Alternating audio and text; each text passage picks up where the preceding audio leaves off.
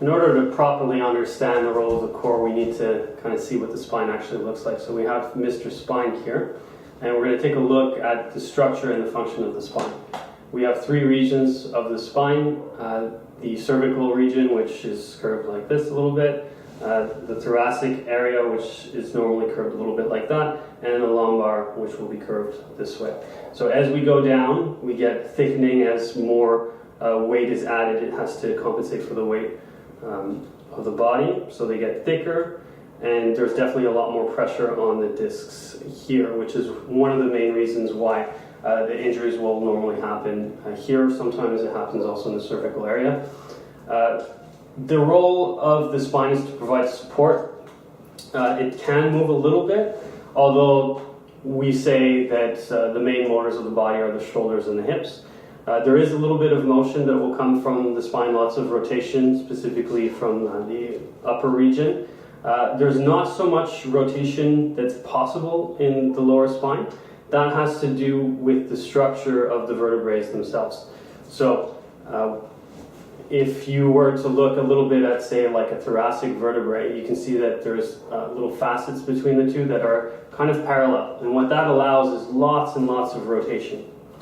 However, as we go into the lumbar region, those facets which normally start facing each other will start to turn, and this will not allow lots of rotation. It's sort of jam.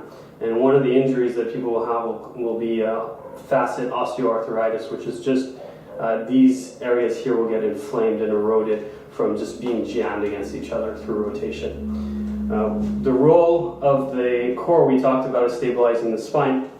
How it's going to work is essentially we have the rectus, the six-pack muscles in the front, the obliques wrapping around, and on the deepest layer would be the transverse abdominis, which kind of envelops the entire area. We also have the diaphragm, which is probably like a little bit lower here, and the pelvic floor, and all of those together kind of just hold everything so that the lower spine specifically gets nice and stabilized. We also have the muscles in the back, the quadratus lumborum, which we talked about, that looks kind of like a hand that sits here, that keeps it from deviating laterally a little bit too much and kind of keeps it well aligned.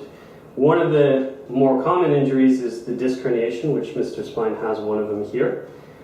This is usually caused by that combination of flexion, lateral flexion, and rotation, and that's going to really push the disc out. So over here on the little red spot we can see, so that's a herniated disc, and what that will do is it will compress the nerve root that comes out here, and that's going to cause tremendous pain locally, but also radiating down the leg. So this is definitely something that we want to avoid. So a lot of core training mixed with good hip function is going to keep you from having this kind of injury.